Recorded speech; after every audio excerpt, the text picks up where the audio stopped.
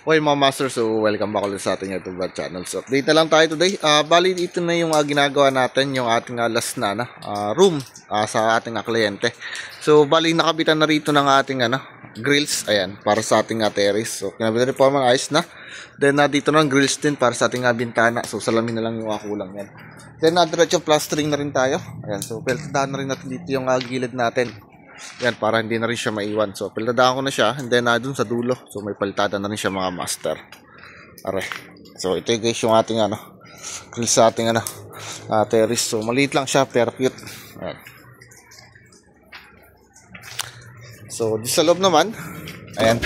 Bali, starting sila ng pagmamasilya. So, sa CR natin, tapos ko na rin ito paltadahan. Then, may kisamin na rin. So, kinabit na rin dito yung ating mga jealousy. Ayan. So, sa mga bintana sa ating CR. Then, dito sa sa lababo. So, by tomorrow, bali, ang galing dito is starting na tayo rito ng pagtatiles. So, itatiles ko na dito mga master yung ating lababo. Then, sa ilalim. So, papalitadahan na rin natin. So, kasunod dun isa CR na. Okay. So, ilang muna. Bali, na-update ko lang today. So, salamat po.